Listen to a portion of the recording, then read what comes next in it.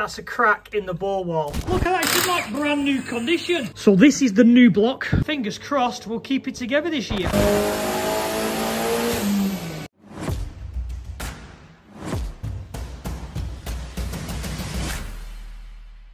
So welcome back to another video, preparing the twin for 2024 season. We did an event called The Run. It was the first time I took my son and my other half out in the car. At the top of the run, when I took the other half out, for some reason, the engine shut out, the front engine. So between now and then, I noticed a crack in one of the bore walls. And let's have a look at that crack. So if you can see there on the back wall, that's a crack in the bore wall. The front block is scrapped. Let's get this engine out. Let's get the car ready for 2024. So we're up at Oldham Engines. I dropped a block off. Tom's very, very happy with it, and I don't know what the problem is. And I'll show you why he's happy.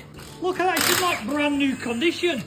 This is how bad engines have come to now. I bought 2 engines off a guy who was an ex-rally guy. These are his spares. They've just been sat in storage ever since. Guy had told me they were very, very low mileage engines that he kept for spares. When I measured the height of it, they were 100%, never been skimmed. The engine had never been opened. It still had the original GM gasket on. GM logo there. So this engine has never been opened at all. So luckily, I've got a good block. So by the time we've done with this, it's cleaned up and painted. It'll be like brand new. So obviously we're stripping the block.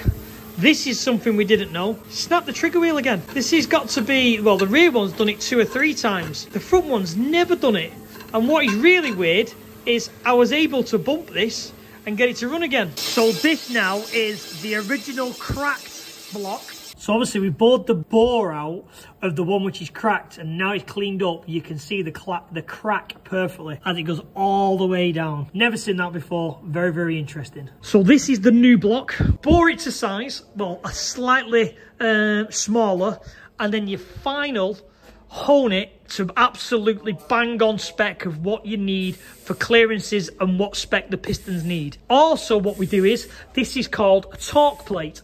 That there is to replicate the cylinder head. Sometimes the bores can start ovaling only ever so slightly. So Tom's now changed the tool head for this one, which is called plateau honing.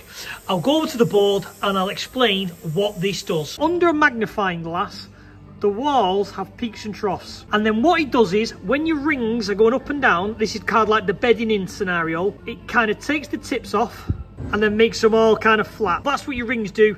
That's when you know it's bedded in. What that stone does, it takes all these off already for you, which means your rings can bed in quicker, which makes better sealing because it's already done, hence more power. So this is obviously the new block. So what we've done is we've put a really kind of the thickest liner we can fit. If you can just see there between the 2 liners, it's the biggest liner we can fit to give us the most amount of cylinder wall pressure for the ductile liners. But what we've also done is we've step decked it. So there, if you just put your nail, there's a slight raise there. That's the block face, and what you do is you raise each of the cylinders very, very slightly, and what that does is when you put your cylinder head on and you clamp it down, you're pushing on this surface so much more than you would if it was level. It helps with sealing cylinder pressures inside the engine. So this is basically being an experimental job to be able to recondition these blocks back to 86mm bores, because the blocks are getting super, super rare and they're getting expensive. So anything we can do to keep them alive, the better, as well as run more boost, it's more reliable, and it's just all around a better design. Right, to explain skimming the caps, I run a bracing girdle which goes all the way around here and braces everything across. But if you look where that sits now, the ruler sits slightly higher. So we have to skim the caps to suit the girdle so everything is bang on flush. So this is what we mean by skimming them.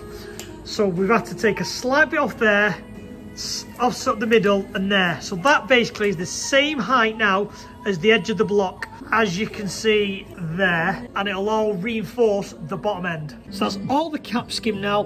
and obviously re-stamped because you've skimmed the numbers off. Big shout out to Wozner for supplying the piston rings. Let's now start building the bottom end up, ready to get out. So this is what I mean by a girdle.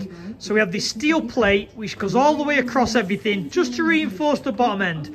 And then we use this red stuff which is L-ring flange sealant, which basically takes up the gap between the two metal surfaces and seal it. So heads on, rock covers on, timed all up. Anyone who's never seen the side of my engine, I don't run a water pump because my engines are run by an electronic water pump. So basically, I've got rid of it. Just got to put the flywheel on and then I can get it back in the car, ready for to start the season. And fingers crossed, we'll keep it together this year. We'll keep it together this year. Right, so let's talk about bump steer and let's try and explain what we're seeing. So this is the bottom arm, which is the pivot center, starts there, comes out, goes to the bottom ball joint. And this is the steering arm, which goes off to the frame, the space framework, which is up here. And that's when I say the different points there and there cause different rotational angles, which causes this to steer in and out, because this is shorter, so as it goes up it's going to push this out and push it in, hence that's what's causing the bump steer issue. So what we want to do, following on from when we went to see Kim Mathers and the twin engine Sirocco, we need to move this steering arm to the same plane as this. So that point is down here and then the bar goes off and supports it over here. So basically as the suspension travels, both points are on the same line. So here it is before and after. So this one is the one I've taken off the car. And as you can see, bottom ball joint, steering arm, different kind of level. This one is the modified one where I've cut the arm off and then I've readjusted it and welded it on here. So that plane and that plane are perfectly flat and symmetrical. Parallel as I can get towards the bottom arm. That there is 90.8 degrees on the bottom arm. Let's move it now to the new top arm and see what the degrees as that is. Hopefully it's somewhere close. 91.7. So we're now 1 degree out between the two. So on the opposite side, we're 115 on the bottom arm and we are 111 on this new steering arm. So again, we'll start 4 degrees, 3.5 degrees between the pair of them, which, to be fair, to say all the points have been free welded and all that type of stuff, nothing's been jigged, I'm happy with a few degrees out. I can deal with a few degrees because previously it was mentally out. This is where we've adapted the arm to come down, which is this point now is on level with the bottom ball joint, and then we've literally just gone straight across to the frame. 2 brackets there, which luckily were already there on the frame from previous, and that there is near enough within I think 5 or 10 mil of the bottom ball joint bolt, which is that pivot point. Hence meaning both arms now should be parallel and we should have fixed the bump steer. The Achilles heel of standalone ECUs and the Vauxhalls is that trigger wheel. So I'm going to external trigger. Because we're concerned about obviously shearing the trigger wheels off, I wanted to go back to using the factory bottom pulley. The reason why I want to use one of these is because this rubber insert. That basically makes this kind of like a harmonic dampener. So if there is something out, slightly out, it'll be able to take the harmonics out because of the rubber. Version 1. That was version 1. Spoken to Olmex, who is on the ECUs that these are on. They've advised bin the 60-2 trigger wheel and go to 36-1. Hence, this disc. So then what we've done then is, if you look at the two, I've machined, let me get this right. I've machined this disc off here, so it's further in, and I've dropped it back to this edge here, this internal edge, which is inside the rubber. Then what I've done is, I've pressed that on and welded round it, because then that's part of the internal solid part, and you've still got the harmonic dampener part because you've not touched the rubber insert. So technically, with the trigger wheel on there, it should still work as the harmonic dampener. Here's one I prepared earlier. This is kind of the finished article now. So that there is completely finished. It's on the back. You can see where I've machined the lip off. Put the trigger wheel on. I've given it a bit of a paint, but scrubbed it off so it doesn't have no sensor issues because of the paint. That's now ready to go. This is some of the reason I reckon I've had trigger issues, because there's no dampener on it. And all the big high revving cars have dampeners, hence me wanting to go for this setup. So let's talk about the actual engine side of it. We'll kind of put it on, but I'll show you off the car first. So 3D printed a bracket, which obviously now bolts to the side of the sump, has a little extension piece out, so then basically the new sensor will go in this way. Version 1, just to get us somewhere to get some measurements. So then we've gone for version 2, which you can just see there. And this is the actual crank sensor which we're using. It's from EFI parts, so if you can see on that side, you need to be careful of how big your teeth should be because it's very close to the oil filter housing. But then if you look there, that gap between the sensor and the tooth is about 0.6 of a milli. These are super strong. They're not easily broken, they're not easily snapped. So it's more than up for the job. So I think this now is the final product and we're done. So there's the gap between the sensor and the tooth, which is, let me just put my shim in there. That just fits. And that there on the feeler gauge is 0.25 of a milli. So that means that gap there is 0.25 of a mil. To show that things don't work first time round, there are all the different brackets I've printed, different heights, different depths, different designs, different all sorts of stuff. So now I've just got to adapt the wiring to suit. I changed some bits on the ECU and fingers crossed we should have sorted the trigger issue and we should be able to fire the front engine ready so we can go out and have some fun. We're getting ready for the dyno. We've fixed the bump steer, we've fixed the engine. Due diligence before we get on the dyno. You want your mapper, Chris, for me to be happy, to have no failures because we've been there and watching and being part of it. I can see the frustration of stuff breaking, stuff not being checked. Just generally simple things that could be done at home for not a lot of money for what we spend on these cars to make it go smoothly. And this is the point I'm at. It is the Friday now. I'm on the dyno tomorrow, Saturday morning. So this is kind of the final checks I've done. So what this is, pressure increase in the water system. So what it does is, it goes on your header tank, it seals in here, and you put pressure into it. So as you can see, we've just put under a bar into it. What that does is it forces water out of anywhere that it can leak. And as you can see, we've had a leak. We had a small Jubilee clip loose down this area, so we've had to sort that out. That's a good thing. This is a new one we've just got. This is a smoke tester. So what this does is you put baby oil into it, it warms it up, you put an airline on, and it basically pumps smoke out of this. And what I do to that is, I stick it on the inlet system somewhere, and then what it does is, when you see smoke coming out of anywhere on the inlet system, you know you've got a leak. Your leaking boost, your map can be slightly off. So this just helps because, to be fair, I would never have known if I wanted to use this. There was a minute leak on the inlet gasket. So I've had to do that again before obviously we go on the dyno. So all the checks have been done.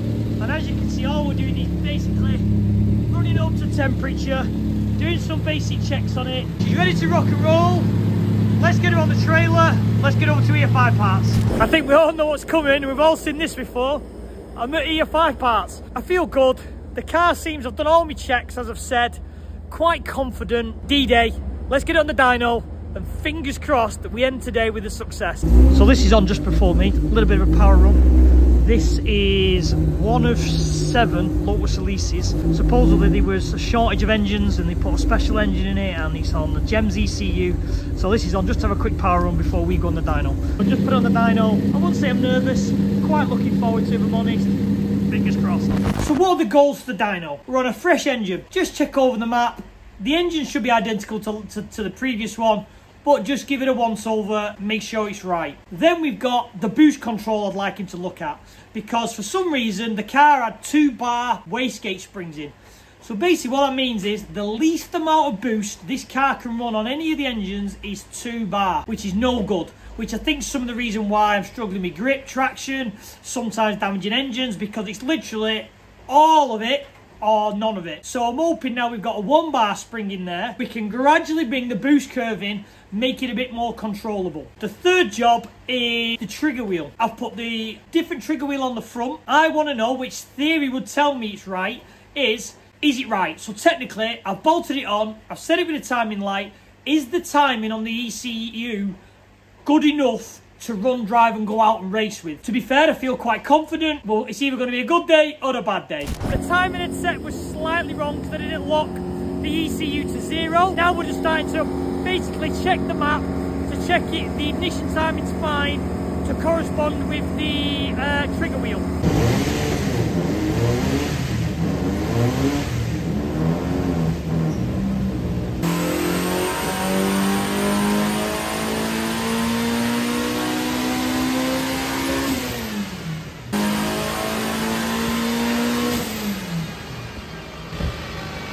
We have boost control, so now we're just going at, I think, 19 PSI.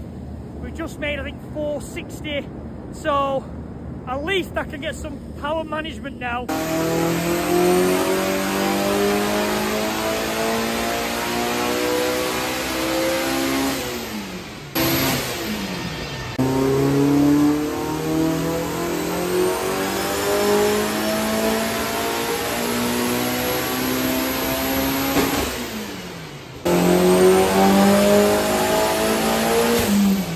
A success. He drove on the trailer. There's a few odds and sods we need to address. There's a couple of leaks here and everywhere.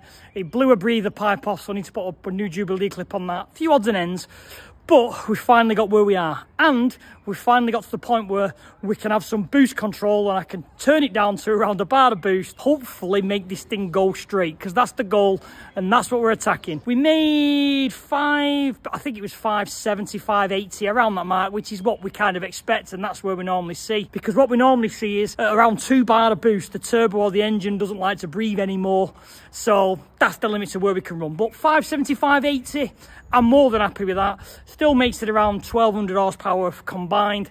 More than enough power to try and get it down to Santa Pod and get it down the track. Now it's odds and sods checks, and hopefully let's make a full straight pass. With the tracking, didn't film much of that. Thank you to Steve Powell for doing that for me. We spent a lot of time on it. We found a lot of issues with the tracking. Everything was miles out. All that's left to do before we go out then is basically full nut and bolt check. I've got my flat floor to go back on it. Tried to fix every suggestion that people have given me.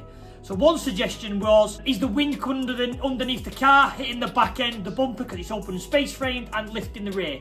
Flat floor, done that, so that should help. If you look now on the rear when we're doing drag runs, you'll be able to see the second exhaust pipe. Previously, it used to come down and point at the floor, and someone mentioned, is it the exhaust gases that are at X amount of bar of boost is pushing on the ground, making that corner go light? We're ticking off every single thing that could cause this car not to go straight. And then also we've got slicks to go on it as well. But you'll have seen us, we hit 887.9 horsepower. We didn't do it on purpose. Basically some water got underneath the tyre and span it up, which showed us 887. So that's just to show, take the dyno number with a pinch of salt. Don't be wrong, Chrissy's dyno is very, very accurate, but people can fudge numbers, and it is just a tool to set your car up. The true testament of power is the terminal speed on the quarter mile. If you haven't already seen, tech hoodies with OEM engine parts and tuned by ear find the sleeve.